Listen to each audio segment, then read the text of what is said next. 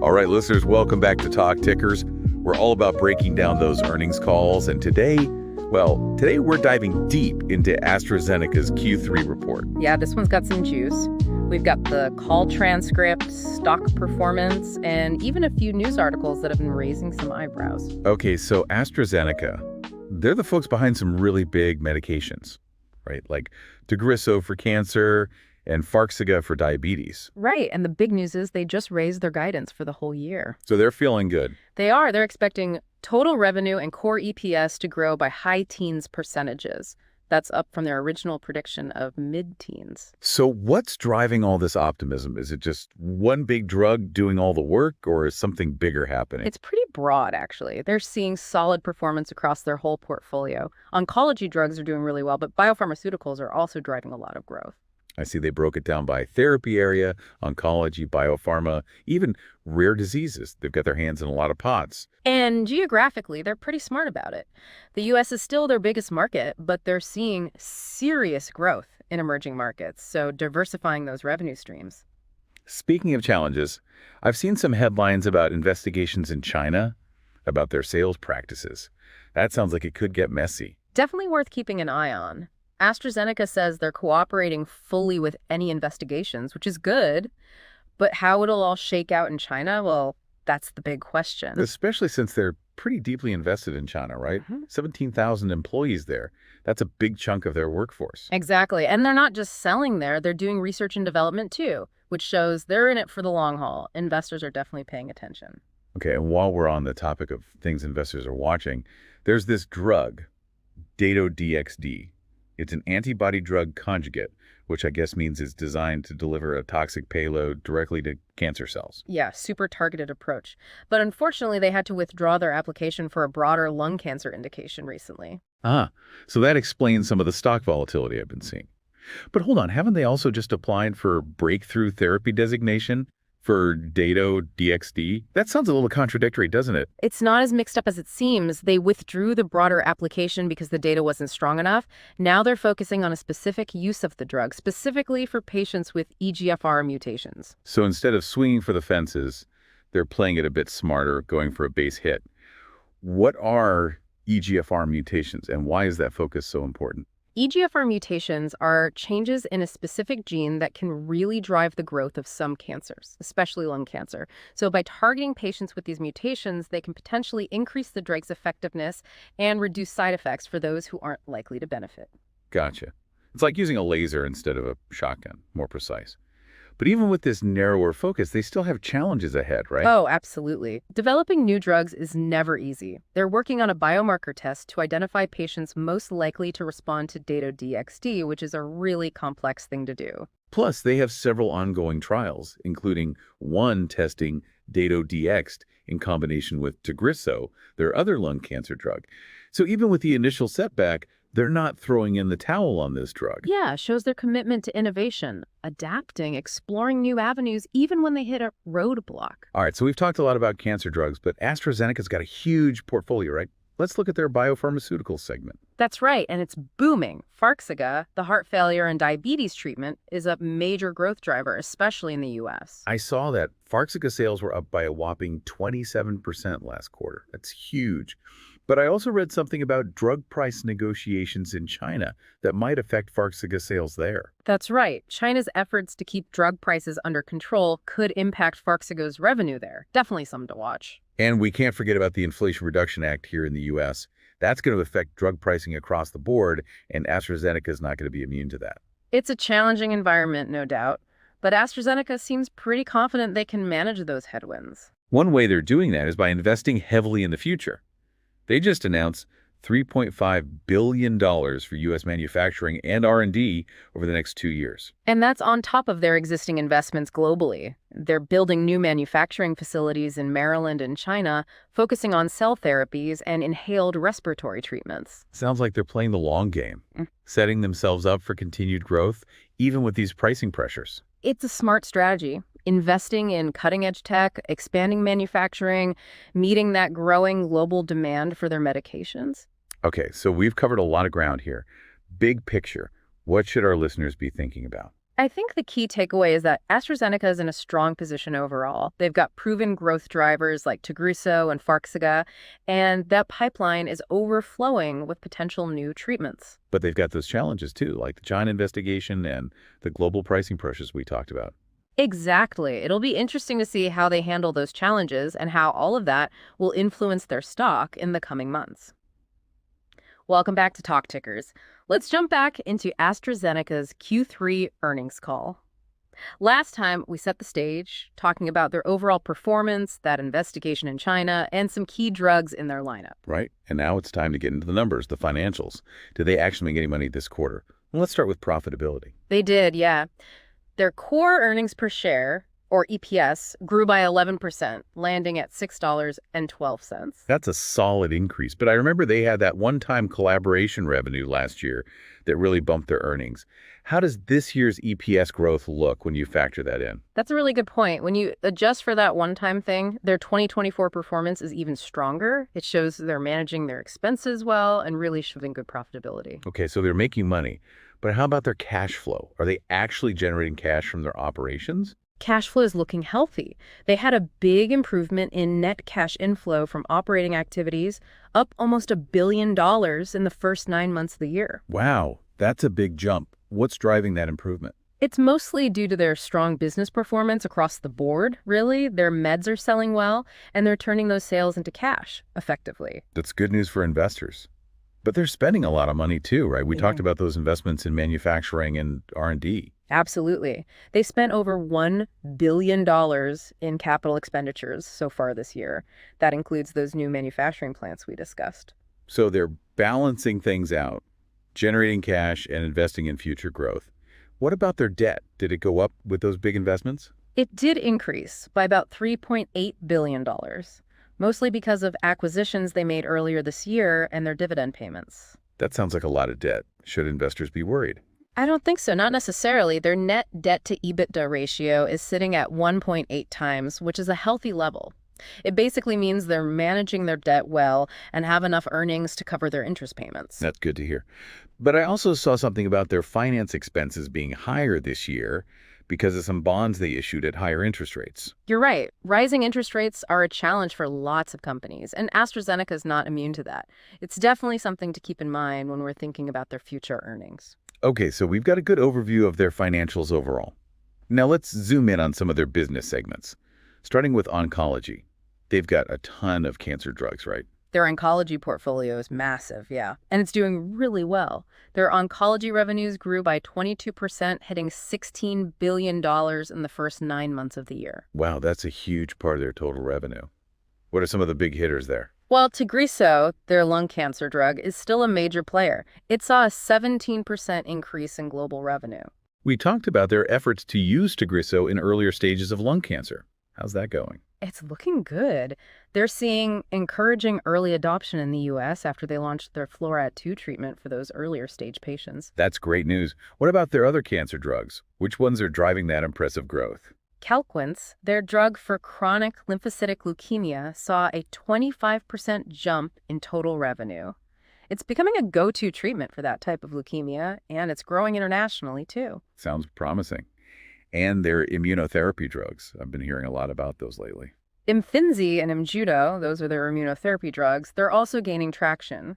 Imfinzi had a solid 16% growth rate, while Imjudo had a 22% increase. They're becoming more and more important for treating various cancers. What about Lynparza? That's their PARP inhibitor, right? I remember that being a big deal a few years ago. Lynparza is still a leader in its class globally. Sales went up by 13%, driven by strong demand in the US and Europe. So they have a lot of successful cancer drugs that have been around for a while. But are any of their newer drugs making a splash? In HER2, their HER2 targeted therapy for breast cancer has really become a standard of care. It delivered a 55% growth in revenue, which is amazing. Wow, that's a huge increase. Why such a big jump? Well, they presented data from their Destiny Breast 06 trial at a big cancer conference, and it generated a lot of buzz, so it's been included in some major treatment guidelines. And they're even seeing it being used earlier in treatment, sometimes even before chemotherapy. Sounds like Enhertu is becoming a real game changer in the breast cancer world. What about Trucop, their newer drug? Is that gaining traction? Trucop brought in $125 million this quarter, which is a decent start. They're seeing good adoption, especially in patients with certain biomarkers and in the later stages of the disease. Okay, so their oncology business is clearly doing very well. Let's move on to biopharmaceuticals. What are the main points there? Well, as we said, Farxiga is a star in this segment. But they also have this newer drug, Wainua, for a rare disease called ATTR polyneuropathy. It's showing some really promising early results. I saw that Wainua's revenue jumped by 44% sequentially, hitting $23 million this quarter. Pretty impressive for a drug that's just getting started. Definitely encouraging. They're expanding Wainua globally, and it could become a big player in their rare disease portfolio. So they have some clear winners in biopharma. What about their respiratory and immunology business? Is that performing as well? Their respiratory and immunology business, they call it R&I, is also growing well. It brought in $2 billion this quarter, a 29% increase year over year. Wow, that's significant growth. What's driving that? Strong demand for their biologic and inhaled medications, especially in the US and Europe. Which drugs stand out in this area? Two of their big R&I drugs, Tezspire and Breztri, are on track to become blockbusters. Each one is expected to hit about $1 billion in global sales this year. I've been hearing about Tezspire. It's for severe asthma, isn't it?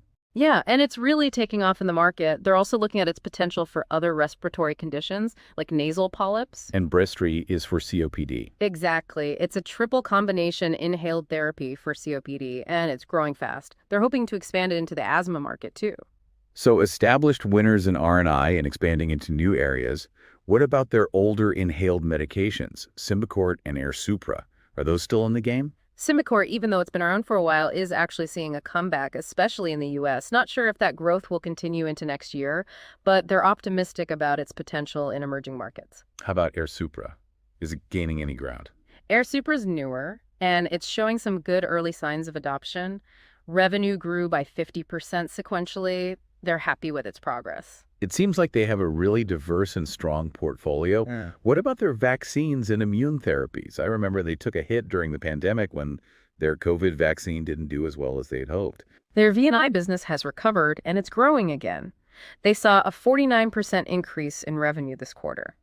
That's driven by strong demand for Beyfortus, their preventative treatment for RSV in infants. I've seen ads for Beyfortus everywhere. Why is the demand so high? Well, real-world data is showing that it's really effective at preventing hospitalizations in infants because of RSV, which can be a pretty serious respiratory infection. Okay, so we've gone through each of their major business segments. Sounds like they're doing well overall, even with some challenges in certain areas. Exactly. Strong growth, solid profitability, and a clear commitment to innovation. But we haven't even talked about their research and development pipeline yet. That's where things get really interesting. That's for part 3 of this deep dive. Stay tuned as we explore the future of AstraZeneca and what new treatments they have in store. Welcome back to Talk Tickers listeners. We're wrapping up our deep dive into AstraZeneca's Q3 earnings call. And now it's time to peek into the future. We've talked about their performance today, but what about tomorrow? What's brewing in their R&D pipeline? That's where the real excitement is. AstraZeneca has a knack for innovation, and their pipeline is jam-packed with potential game changers. They've already had a bunch of wins this year with positive trials for some key drugs, but there's a lot more on the horizon. I always love hearing about the behind-the-scenes stuff, like how they decide what to research, what gets them fired up about a specific drug. Did we get any insights into that from the call? We did. Susan Galbraith, their EVP of Oncology R&D, gave a really interesting rundown of their oncology pipeline. She highlighted their focus on these next-gen immunotherapy treatments and something called antibody-drug conjugates. Okay, hold on. Immunotherapy, I get the concept right. Boosting the body's own immune system to fight cancer. But antibody-drug conjugates, what are those exactly? Think of them like smart bombs for cancer cells. They combine an antibody, which acts like a homing device, with a powerful chemo drug. So the antibody zeroes in on specific proteins on the cancer cells, delivering that drug directly to the tumor, leaving healthy cells alone. Ah, so it's like a targeted missile strike instead of just carpet bombing the whole body with chemo? Sounds super promising, but I bet it's also super complicated to develop. Oh, for sure. And it's really a testament to AstraZeneca's scientific chops that they're leading the way in this area. They've got 10 of these antibody-drug conjugates in late-stage trials, which means they're getting close to potentially putting them on the market. That's exciting. And what about these next-gen immunotherapy treatments? What makes them different from the ones that are already out there? They're exploring something called bispecific antibodies, which can actually bind to two different targets simultaneously. Think of it like this.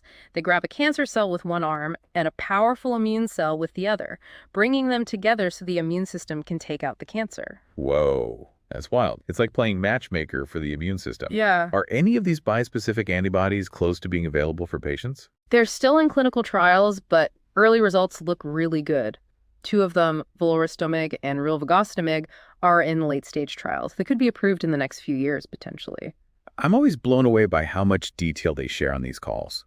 It's clear they're not just about making a quick buck. They're really dedicated to pushing the boundaries of science and coming up with treatments that can really change people's lives. And it's not just about new drugs. They're also making progress in how they pick the right patients for the right treatments. They talked about this QCS technology, which uses biomarkers to predict how patients will respond to certain drugs. Biomarkers, yeah. I've heard that term before, but can you remind me what those are and why they're so important?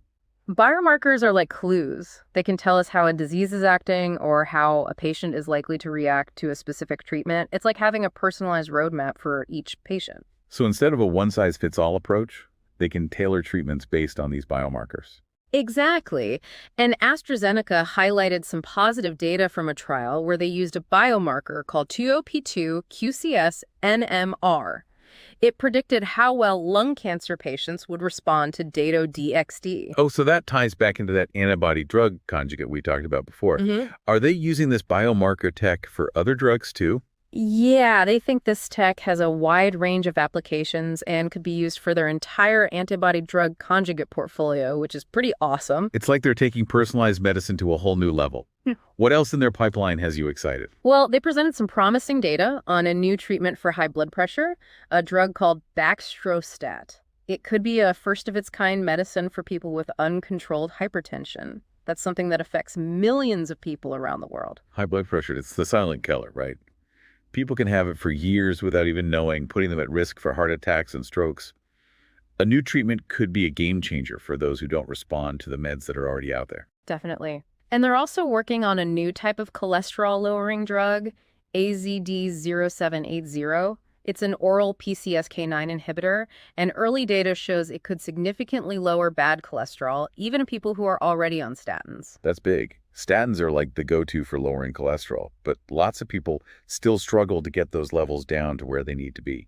Having another option could really help prevent heart disease. For sure. And it's not all about hard stuff either. They're also at the forefront of developing new ways to treat obesity, which is, a growing problem everywhere.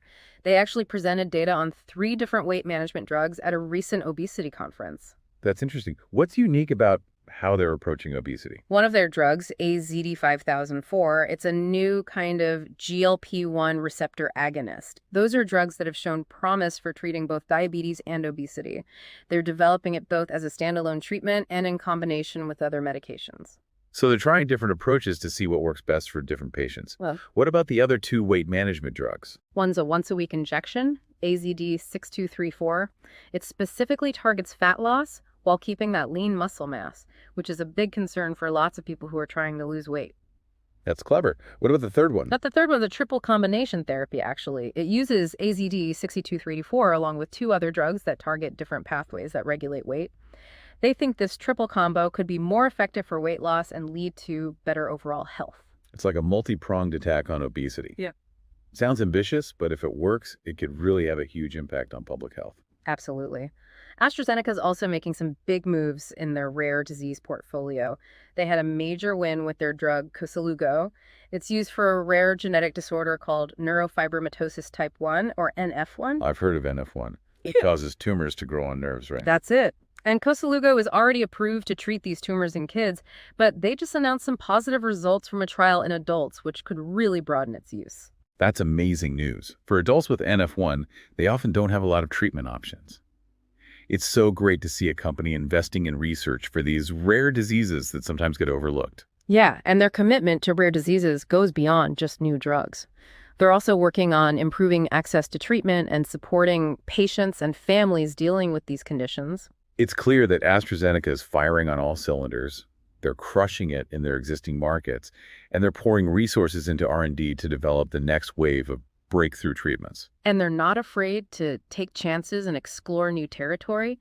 Their pipeline is a testament to their scientific expertise and their commitment to making a difference in patients' lives. Okay, so before we wrap up this deep dive, let's do our favorite segment. This is not financial advice. Remember, everyone, this is just us speculating, having some fun.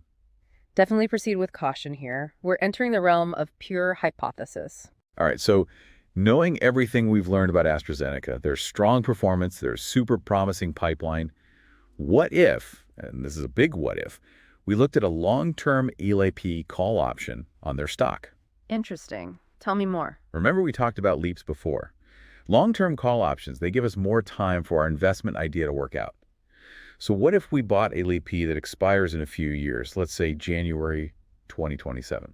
That would definitely give AstraZeneca time to bring some of these potential blockbuster drugs to market and see those revenue numbers really start to climb. Exactly.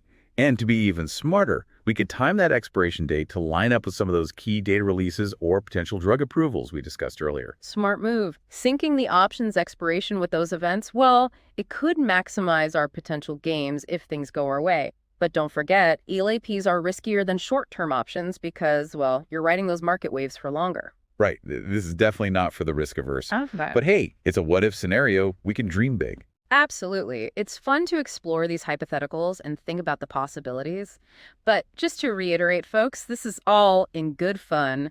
Do your own research, know the risks, and don't invest more than you can afford to lose. That's our disclaimer, loud and clear. Well, on that note, I think it's time to wrap up this AstraZeneca deep dive. We've covered a ton, from their financials to their exciting pipeline of new treatments. It's been a wild ride. Hope you've enjoyed listening as much as we've enjoyed talking about it. Keep your ears peeled for our next episode, where we'll dive into another interesting company and break down their earnings call.